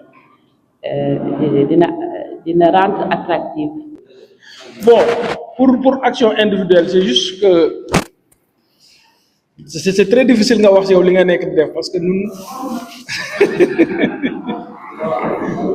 on fait de telle sorte que si lu ñu ne saa ñu déggee loo xam ne mën na jàppale jeune Dalifort ak fu ñu nekk ay fàllu xam na ci dara dañ koy partager ak ñenn ñi partager ak notre entourage ay Billy ay Mille on a beaucoup travaillé sur certains projets et aussi suñu liggéey daf ñuy permettre aussi lu yaakaar ne suñ ko dàqalee mu ñëw Dalifort rek dañ koy def donc si loolu nañ nekk côté individuel. Mais je vais parler côté local par rapport à la jeunesse. On va parler maintenant de l'implication. Quand on parle d'implication, c'est que jeune bi war na dugg ba nekk niveau si prise de décision bi soo ko jëlee tey suñu député yi ñu mës a nekk jeune avant maa ñëw au niveau de Dalifort tey suñu jeune député yu mës a nekk député qu'est-ce qu'ils ont fait pour la jeunesse? Je prends benn côté entrepreneuriat. Sénégal léegi dañoo songu entrepreneuriat. On a eu beaucoup de jeunes députés. Qu'est-ce qu'ils ont fait par rapport aux jeunes entrepreneurs? Quelle proposition de loi nañ def pour les jeunes entrepreneurs? Parce que tey soo xoolee sondage yi ak yu ñu mës a def yëpp la plupart entreprises yu créé 2 ans 3 ans day tëj lu leen sonal mooy fiscalité. Est-ce que baaxul woon tey bu député yu proposé que le primo entrepreneur ki doog bi entrepreneur ñu war ko woyofal waxuma exonération sax je sais pas danañ ko mën a woyofale mu teggi ko fiscalité ba du mën a fay yenn ki mu mën a évoluer ba ay 5 ans ba bu dëgër ba am tànk yu dëgër ñu mën ko mais suñu député mosuñu leen fekk si des propositions jeunes falaa doon ñëw si donc parce que ku ne entrepreneuriat aussi wax xaalis aussi tey jeunesse jeune bi bëgg a yëngu ban possibilité lay am pour demee ci banque bi ñu yombalal ko pare parce que ñetti ñi ñoo gën a sonn Sénégal ndaw bi jigéen bi ak acteur culturel ndaw bi Sénégal moom dañuy wax naan yoonu ndaw du gaaw donc dëkk bu ñuy waxee yoonu ndaw du gaaw pour jeune tekki fi day métti ñaareel bi mooy jigéen ñoom dañ leen daggal pàcc toogee leen ne waxee leen ne jëfe leen ne acteur culturel yi moom caaxaankat nañ leen jàpp pour ñoom dañuy fo yow acteur culturel tant que yow wanoo nit ñi yow ci dëgg nga ne ci fula nga ne da ngay caaxaan soo ko mujjee nag peut-être 4e couche bi mooy ñi nekk di yëngu ci politique bi sànnil xeer génneel saaga su may problème ak Mille jeune laa yónni pour mu saaga Mille donc il faut que ñu xool ñun tey en tant que jeune yàlla may ñu nekk benn station lan moo war a nekk suñu participation tey participation locale bi du leen lu dul jeunes yu nekk mairie Dalifort mën na porter benn projet boo xam ne dañuy nàmm seen tànk woote genre cadre yu mel nii déglu la jeunesse de Dalifort ñooñu proposer leen des politiques locales yoo xam suñu demee au niveau de la municipalité dañ ko fay porter parce que tey jeunesse Dalifort mën na am lu bëri ci kaw des conventions parce que maire bi aussi am na loo xam loxoom jotewu fa code de code régional da ko tënk mais maire bi yan convention la war a mën a signer par rapport ak yenn structure par rapport au niveau international par rapport ak des ONG yoo xam ne qui interviennent dans les questions d'accompagnement des jeunes parce que suñu maire bi côté coopération internationale lan la suñu xoolee suñu organigramme mairie Dalifort on voit pas une cellule de coopération internationale te suñu budget néew na soo ci génnee fonctionnement pour investissement ñëw day difficile donc soo amul investissement boobu comment tu peux porter des politiques jeunes day xaw a compliqué donc ñun il est bon aussi suñu jeune politique suñu jeune élu yu nekk au niveau de la mairie di toog ak jeunes yi ñun di expliquer yan politique nañ mën a teg ensemble pour ñu ñu yóotu Dalifort mu mën a yomb et que implication boobu ñuy wax parce que weesu nañ participation ñu ngi ci au niveau d' implication des prises de décision yan décision yi la jeunes yi si jël impactant dans la vie des jeunes donc loolu laa amoon lu may wax comme solution.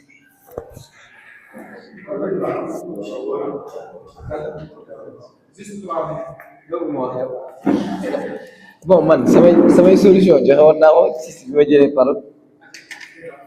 donc premier problème bi moo nekkoon par rapport ak expérience bi donc expérience bi dañu ko tegil teg ko fële rek waaw dañu tegil expérience teg ko na le donc munoo genre munoo nekk diplômé bu bees ñu laaj la 50 expérience donc loolu moom c'est insensé du yàgg ba kon nga dugg ci biir entreprise boobu da ngay mujjee nekk benn entrepreneur wala benn taxawalkat donc nañu dimbale ci loolu fekkee mun nañu ko dindil ñu dindil ñu ko donc loolu mooy solution par rapport ak problème bi beneen bi mooy ñun en tant que jeune nañ nangoo di laaj li ñu moom mais buñ nangu nekk ci ginnaaw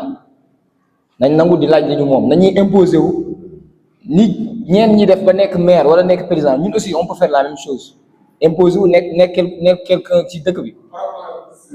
waaw man par rapport ak sama entreprise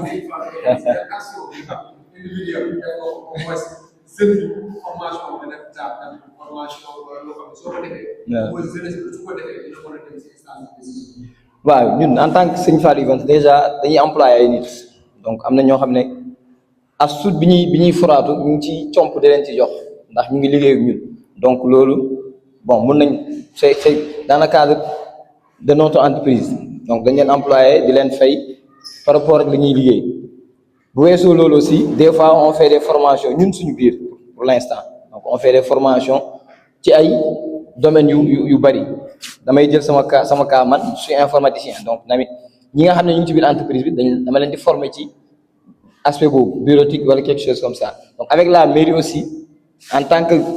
chef du service informatique de la mairie ñoom aussi dressé woon nañ benn planning pour def ay formation bureautique ci médiathèque bi malheureusement comme ni ko mi la waxee du ñu fréquenter médiathèque bi y avait que 5 voire 6 personnes donc à la fin on a fini par arrêter donc finalement noonu la demee mais en tant que Sëñ Fall Events daal on emploie des jeunes aussi on essaie de faire des formations actuellement 8 jeunes waaw ah femmes y en a 3 merci.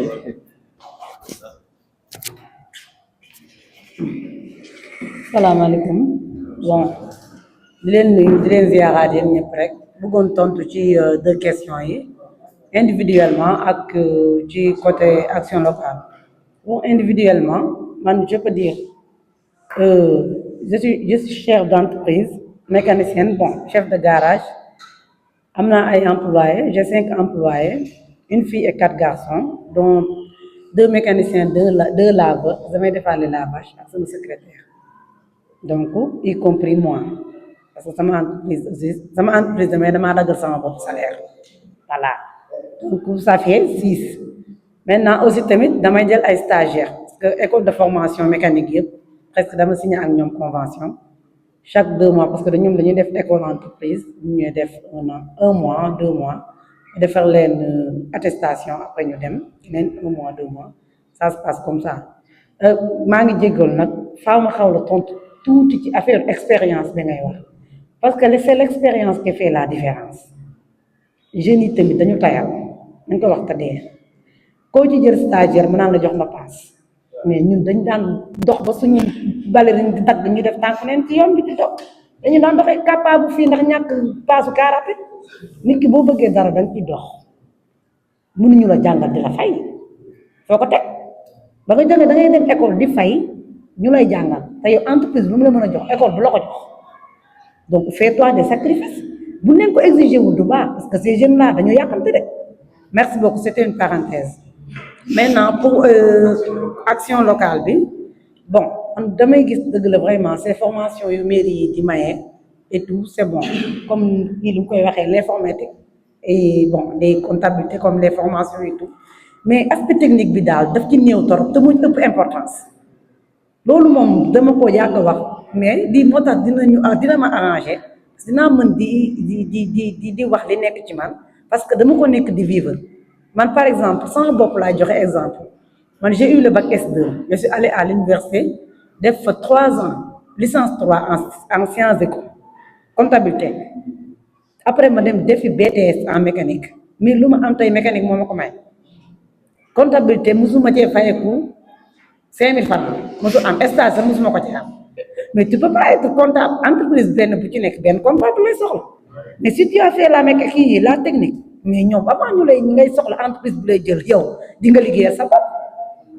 man j'ai été au port autonome de Dakar durant 2 ans comme chef d'équipe mais dañoo doon fay salaire bu baax dama ko fa bàyyi dem créer sama entreprise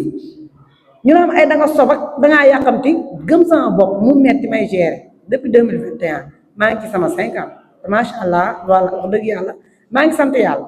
te je suis encore jeune papa aussi je suis une femme comme mépp di bi kii di wax lu nekk dund naa ba tey sax dama koy dund c'est des fois nga client woo la nga ne ko allo oui bu na la wax 3 fois coupé mais man mécanicien lañ ma booyee man la mais c'est quoi le problème man je suis mécanicienne non mécanicien bu jigéen boo xaw man ko non waxal sa problème nga wax sa problème boo ñëwee nag ba sama garage ba jàkkaarloog man gis naa ak sama équipe gis sama garage noonu nga naan lii mënul nekk man lii mosuma ko gis te à chaque fois dañ ne da ngay am yu ne mais da ngay jéem a gëm sa bopp te tamit commune bi wax leen ci formation technique bi tant que defoo leen ko ci commune bi doo dem fenn dañuy pare ay seen comptabilité ak ay communication sol seen tër yi bu ñu paree bu ñu liggéey am na loo xam ne da nga koy def ci jeunes yi bu ñu paree ñoom ñoo koy bëgg seen bopp gérer seen bopp du la sax lijjanti pour nga wutal leen liggéey merci beaucoup.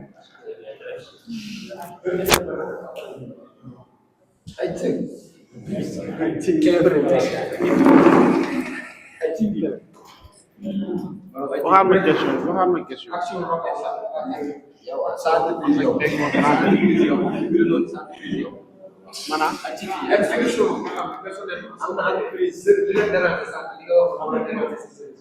bon ok ñu dem bismillah Athie président waaw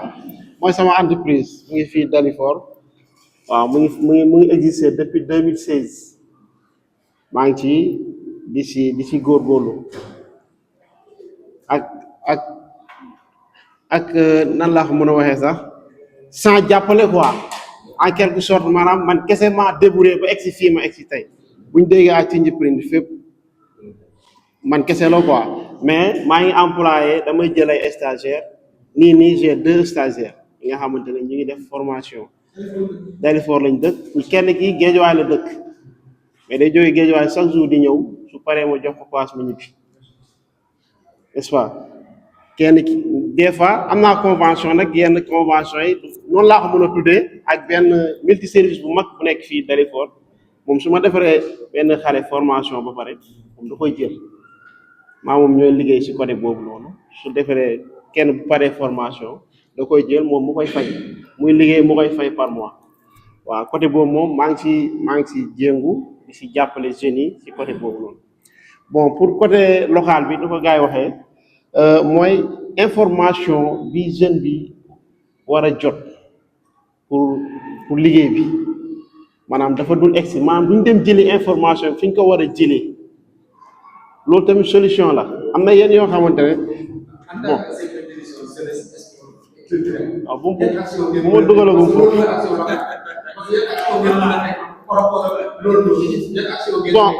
bon côté boobu mun naa la si tontu comme mun naa la si bañ a tontu parce que je viens juste d'être nommé chef de service maa ngi ci orientation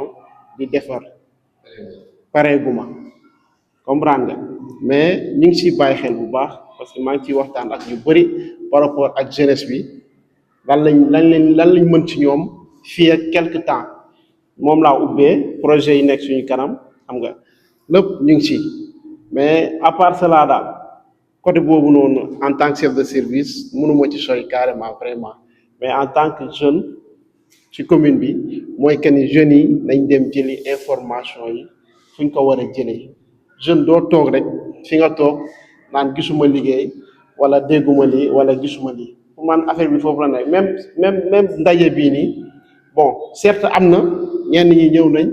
mais il faut que tamit ñu xool ban solution la ñuy def pour jeunes yi mën a ñëw carrément mooy information bi ni ñu koy génnewee carrément parce que loolu moo manqué loolu moo manqué ba ci mairie bi des fois day am ay formation mais information bi du génn nu mu war a génnee pour que jeunes yëpp mun ci bénéficier wu pour man solution boobu laa si gis mooy information bi ñu xool ban solution lañ si def pour que jeunes yi mën a jege si kii. Bouda bàyyi ñu wax dañ fiy ñëw pour wax d'accord président ñu koy wax bismillah présidente Ahmed Sey mu ngi fi donc comme ni ngeen ko introduire rek dañ fiy nekk pour waxtaan donc waxtaan bi aussi tamit xeebuñu ko donte lu fi génn ak assistance bu fi nekk te am nañ njortu incha allah ñu nekk seen kër yi dinañ fi jot peut-être ñoom aussi tamit dinañ indiwaat seen xalaat parce que dañ koy continuer man ba may ñëwaat juste comme ni ngeen ko waxee donc côté individuel bon Dalifort parce que ñun fii nii xamante nañu parce que boo xoolee ñu fi nekk crème bu tegoon FEDAF ñu bëri ñu ngi fii damay rejoindre lu Mbi wax parce que Mbi wax na lu am important foo ñu am benn cadre boo xam ni dañ fiy dajee di waxtaan donc c'est bien beau donc format bi nice na waxtaan bi neex na mais bu amul continuité aussi tamit bon je pense que voilà moo tax man en tant que ku fi nekk di liggéey ci fii ci maison bi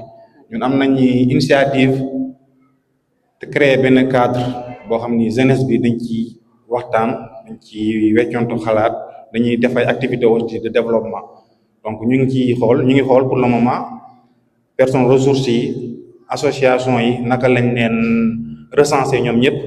ak Bruno aussi je pense que waxtaan nañ ci ak Émile dinañ contacter aussi anciens présidents yi parce que autant association yi bari woon na ba léegi am na mais mën nañ ne engagement bu amoon autant amatul quelques associations ñooy def activité donc ñu ngi xalaat ci loolu parce que maison bi loolu moo ko tax a jóg pour ñëwaat ci individuel bi bon damay ñëw ci association ñu bokkoon depuis FEDAF jàmm de am na activité yu bari lu ñu def donc Ahmed Sey aussi nekkoon naa secrétaire am na aussi lu ñu fa jot a def donc après bac bon ci liggéey aussi Dalifort liggéey naa ci division ressources humaines bi naa fa 6 mois ginnaaw loolu lañ dem ministère du commerce comme contrôleur économique bon actuellement aussi maa ngi fii ci centre bi di ci liggéey ak Émile pense côté individuel loolu la aussi am naa aussi benn projet agroalimentaire boo xam ni dama ko tuddee agri-food comme agroalimentaire agri comme agriculture food comme alimentaire donc au début nu mu ko concevoir woon mooy dem parce que ñun ay Fuutanke lañ am nañu suuf su bëri amoon naa benn 5 hectares boo xam ni bëggoon naa ko exploiter mais amoon naa financement aussi DER mais peut-être lu manqué woon mooy comme ni ngeen ko waxee formation bi parce que nit booy dugg ci dara war nga au moins xam boobu nag bu ma commencé nag laa xam ni avant ngay commencer il faut d'abord nga former wu ci laa retourné wu donc puisque transformation agricole lañ bëgg def foog nga jàng ni ngay transformer produits agricoles yi ñu ngi ciy liggéey gerte gi ñu ngi ciy xalaat ñu ngi ciy former ñu ngi koy transformer mu nekk produit boo xam ni fini ak aussi bisaab bi donc ñaar yooyu lañ jëlagum pour le moment dinañ ci def ay produits yu bëri te incha allah bon peut-être aussi dinañ ko gën a yaatal ci centre bi ak les femmes parce que ñoom aussi am nañu seen unité de formation commencé nañ produire bon problème bu ñu am mooy peut-être am naa dinañ ko waxtaan ci biir loolu ici dinañ xool nu ñu koy kii quoi ñu koy solutionner peut-être organisation moo xaw a des tuuti bon ju ci woo femmes yëpp puisque local la ñu wax parce que à travers centre bii nii bëgg nañ def lu bëri pour les jeunes et pour les femmes te pour ñu def ko nag ñun ñëpp foog ñu impliqué wu ci te xam naa incha allah dinañ woote ngudda maa ngi jégalu la ci gudd temps yi gàdde merci.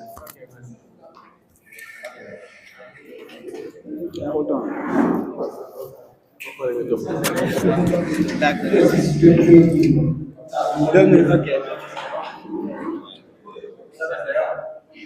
Alors, merci beaucoup. 2 minutes, ce n'est pas long. C'est juste une parenthèse par rapport à grand bidon wax par rapport à expérience. Je pense expérience moom mënu fi jóge. Nekkul ni aussi boo nekk un jeune diplômé, ça ne veut pas dire que mënu am expérience. Tu peux être un jeune diplômé nga am expérience. Maintenant pour am expérience en tant que boo nekk ci formation mën nga def du volontariat. Aujourd'hui volontariat gars yi dañ ko xaw a négliger. Je pense que volontariat mën nañu permettre ñu am beaucoup d'expérience mën a postuler ci yenn comment dire poste yi. Maintenant ci wàllu activité ou bien des actions yi ñuy nekk di def actuellement pour aider la commune entre guillemets de Dalifort man maa ngi liggéey ci benn projet bu tudd PFPI. C'est un projet de formation professionnelle et d'insertion. C'est un projet qui vise à 70% de femmes dañ leen di former di leen accompagner parce que sànq wax nañ ci waxu financement et cetera accompagnement. Je pense que loolu aussi c'est important. Et c'est un projet bu Mastercard ak IDC et IMCA Sénégal nekk di dérouler à Dakar. Et c'est un projet démarré depuis 2023 mu ngi fi mais man li may région Pikine Guédiawaye laa intervenir mais gisuma Dalifort en fait parce que avant maa liggéey naa ci waa OIM et projet boobu aussi on avait travaillé avec la CDJ conseil départemental de Pikine aussi gisuma Dalifort moo tax la dernière fois ñëwoon naa gis Bokar pour proposer ko pourquoi pas man damay dem ci département Pikine Guédiawaye mais gisuma les jeunes de Dalifort lu ko waral on en a discuté ma ne ko pourquoi pas kon projet boobu ñu indi ko fii à Dalifort former les jeunes accompagner les jeunes surtout les femmes dans le cadre de l'entrepreneuriat dans le cadre de l'employabilité des jeunes pour renforcer ses capacités. Après aussi il y aura des accompagnements, il y aura des associations pour que Dalifort aussi nekk aussi bénéficier ci formation ci projet comme les autres départements bien les autres communes. Loolu laa amoon comme proposition par rapport à ça. Merci beaucoup. Salaamaaleykum, je vais pas être long quoi. Juste damay wax parce que ki fi nekk ñaari facette la am quoi, dama am facette enseignant am facette rapport quoi. Ci volet enseignant bi may yëngu yàgg naa am ay stagiaire quoi, mos naa am ay stagiaire Dalifort yoo xam ne dañoo bëggoon dugg ci enseignement bi nekk ay professeur d'anglais nekk sama stagiaire taxaw naa leen dimbali naa leen bon ba kenn ki moom voyagé na mais keneen ki léegi il vole de ses propres ailes quoi, maanaam mu ngi jàngale. Loolu mooy sama implication personnelle par rapport ak sama métier enseignement. Bu ñu ñëwee ci côté artiste bi déjà fii on envisage de faire ici benn studio boo xamante ne nii booy yi nga xamante ne ñu ngi yëngu ci musique bi amuñu possibilité wala amuñu moyen dem enregistrer ay son ci yeneen pour génnee xaalis ñun on est là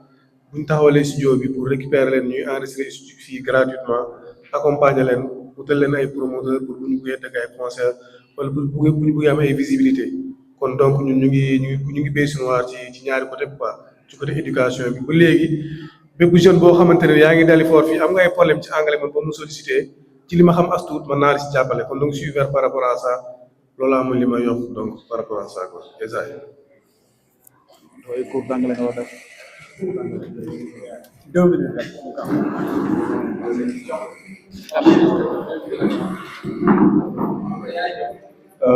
ma nuyoowaat rek comme ni ma ko waxee sànq rek am satisfaction si jotaay bii nii au passage di nuyuwaat sama sànq dafa ko fàtte nuyu mooy Janaaja mu nekk sama collègue ñu bokk cabinet bi investissement personnel bi nga xam ne man def naa ko en tant que chef de cabinet mooy tey ñun dafa am benn politique boo xam ne dañ koy prôné mooy dañuy xool jeunes yi nga xam ne ñu ngi si benn yoon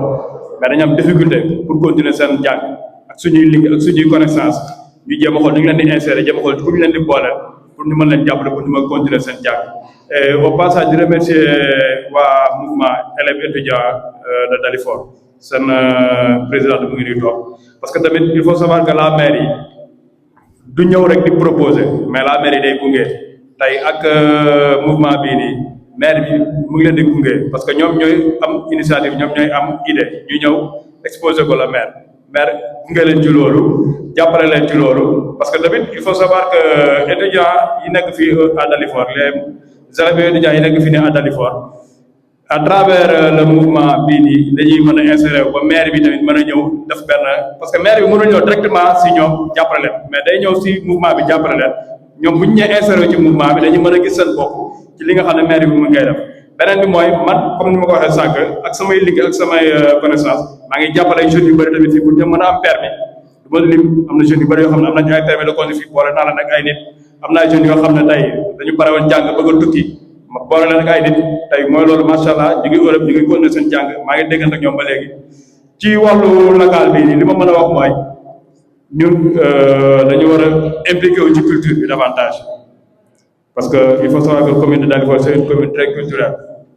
di profiter de l'occasion di féliciter Émile Thiaw ak groupe yi yëpp parce que ñu ngi def liggéey bi am solo fii sànq wax na ko centre Kiné Diop boobu noonu bien vrai que mairie bi jàppale ñu leen bi ñuy démarrer mais tey ñu ngi leen di promouvoir parce que ñun tey au niveau de la mairie activité bi ñu mën a def bu ñu soxlee traitance ñoom la ñuy woo parce que ñoom dañu am service traitance lépp lu ñuy def ñoom la ñuy woo et léegi nii il me démentira pas kon ñu ngi leen di jàppale ci côté boobu noonu centre culturel kii baa ngi nii maison de la culture baa ngi nii la maire bi mu ñëwee dafa am ni mu ko fekkee woon mais mu ñëw tey rénové ko des na am na lu des mu rénové ko teg fi Émile Thiaw sànq wax nañ ko ci biir wax Émile Thiaw pourtant acteur culturel la rappeur la mais la maire xoolul loolu dafa xam ne tey bu sukkandikoo ci culture bi parce que Dalifort dañu bëgg culture bi sukkandikoo ci culture bi mën na am jeunesse bi raison pour laquelle mu sukkandiku tamit ci wàllu football bi tamit dëgg la li ñuy naan bokk bu daal di gestu la mais tamit il faut reconnaître que le maire daf ci jouer rôle lan laa bëgg a wax foofu noonu mooy tey maire bi mu ñëwee ci la ñu am suñu zone bopp te loolu noonu tamit loo xam ne dañ ko war a jël au sérieux war ñu ko xeeb parce que tey bu ñu amee suñu zone bopp dañu gën a promouvoir tey les jeunes talents yi nga xam ne ñu ngi yëngu ci wàllu sport ci wàllu football waaw loolu laa bëggoon a ajouter ci li ma waxoon sànq merci.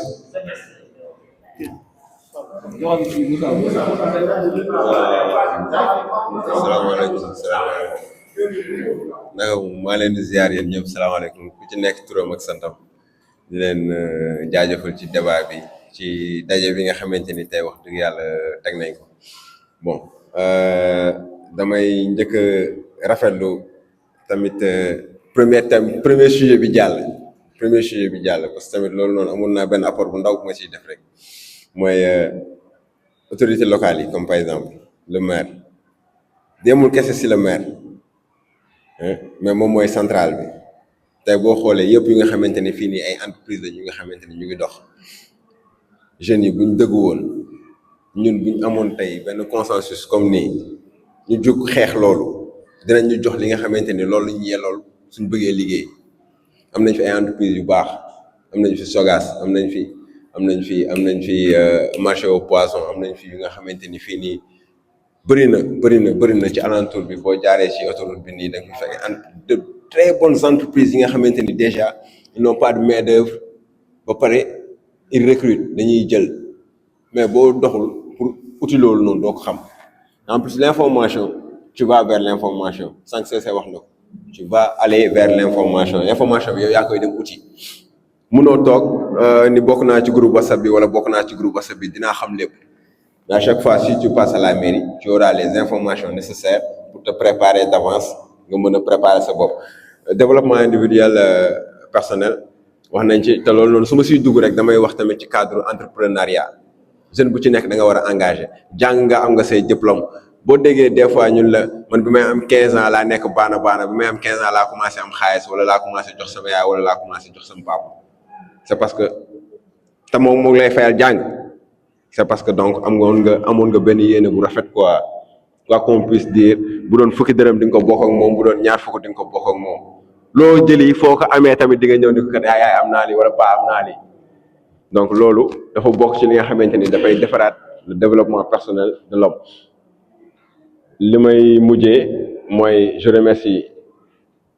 toute l'assistance mais aussi je remercie le maire je remercie son chef de cabinet man maa ngi liggéey comme superviseur de maintenance et de lavage au niveau de la SONAGED ici à Dalifort donc lépp lu nga xamante ni moom mooy les points de rassemblement normalisés yi nga xamante ni moom lañ teg ci angle yi croisement Cambérène y a pas mal de coins yu nga xamante ni ci quartier yi dispersé nañ ko pour permettre à la population de comprendre le sens du collecte des déchets naka la ñuy jëriñoo ci mbalit bi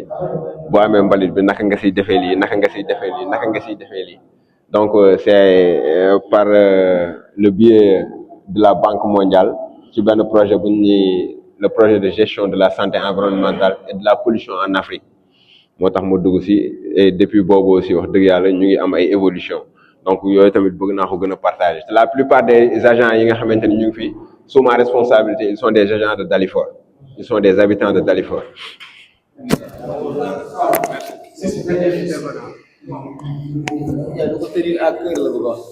maa ngi jégalu baax kenn mësuma xam nag wax si mbooloo mais tey mënul woon ñaax ndax lan moo tax mënul woon ñaax mooy dëgg la dañoo débuté si photo mais bu ñuy débuté si photo am na foo xam ne jaar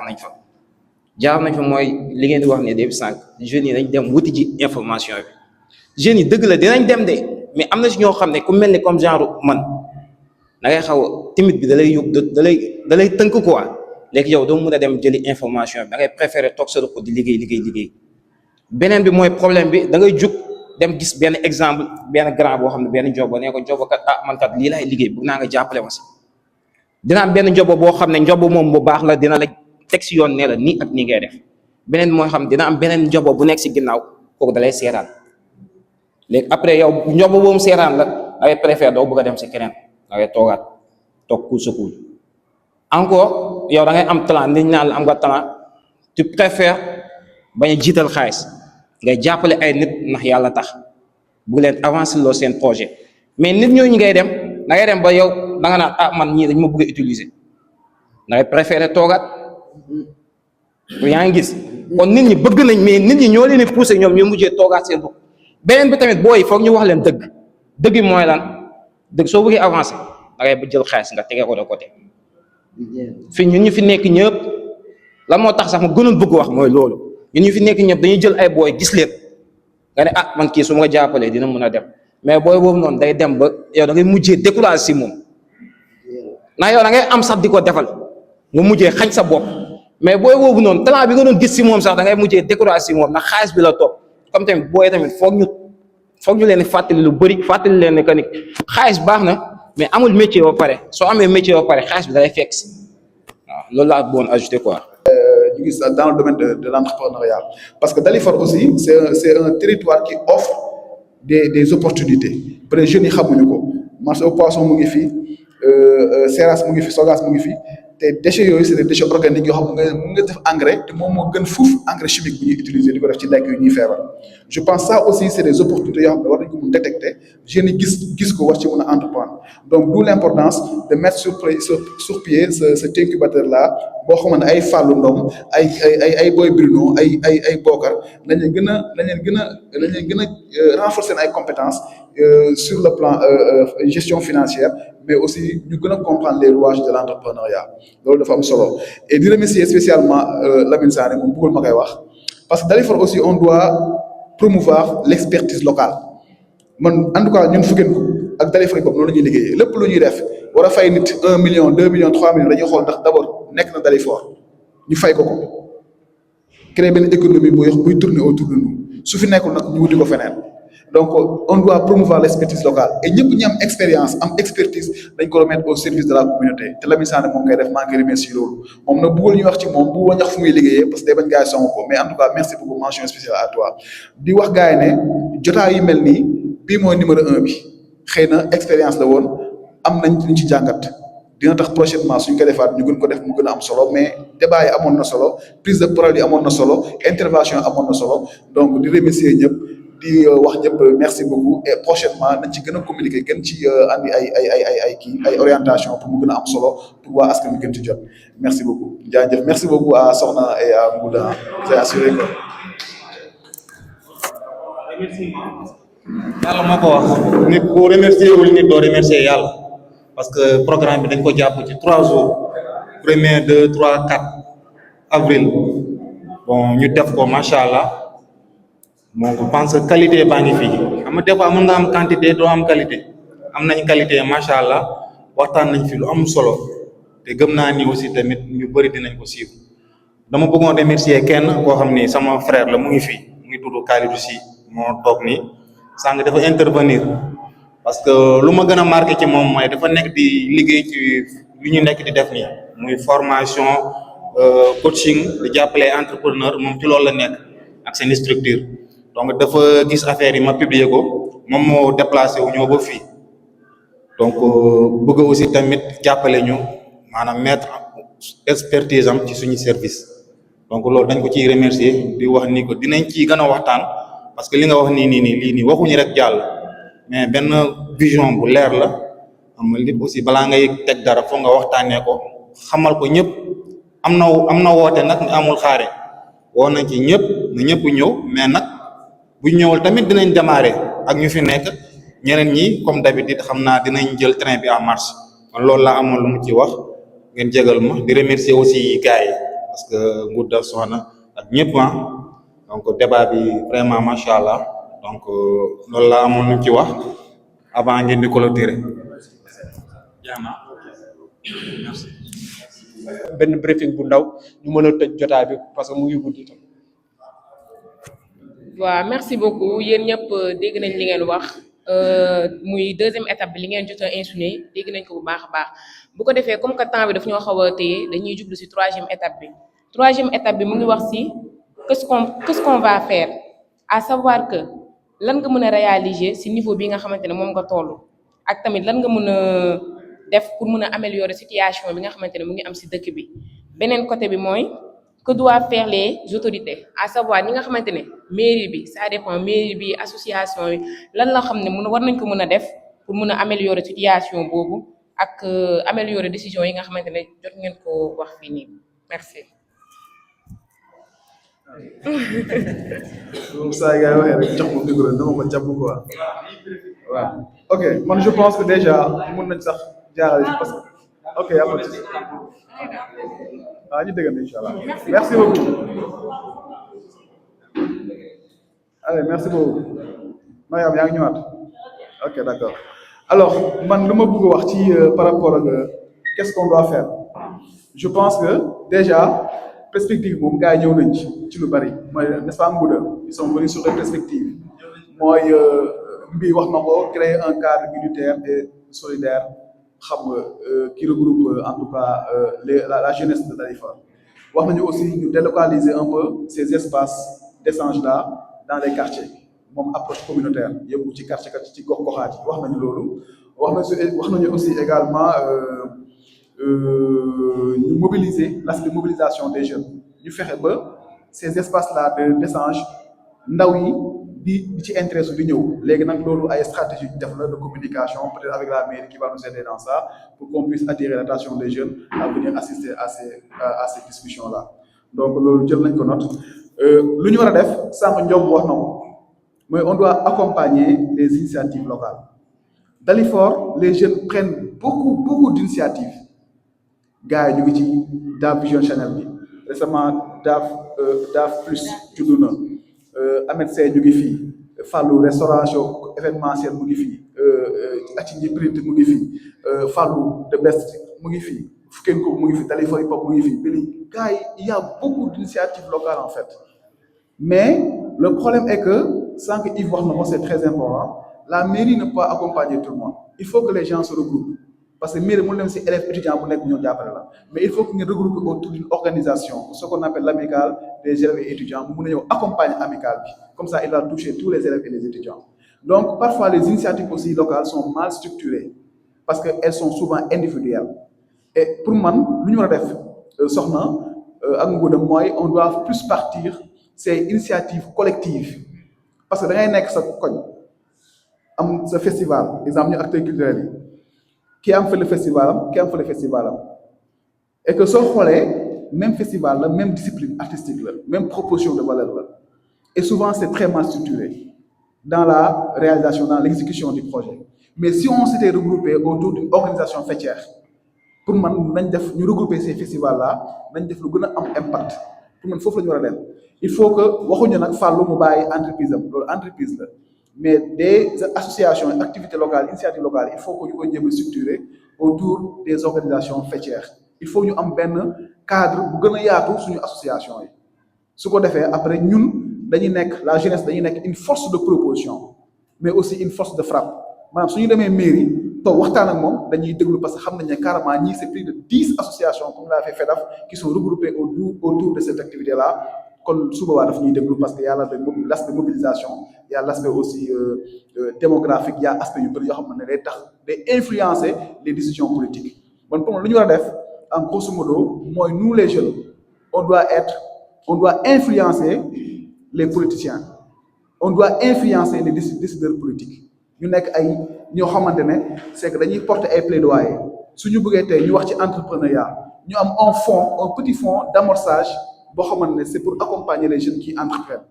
suñu demee mairie IMSEC mu ngi fi ñu négocier ko pour que IMSEC boobu xool comment on peut accompagner chaque année 10 entrepreneurs ak un financement de 2-3 millions mais le mairie jël fonds de garantie bi pour voilà pour man c'est des initiatives comme ça qu'on doit prendre donc li ci bopp moom bëri na trop mais damay bàyyi noonu comme ça ma jox kàddu gi ñeneen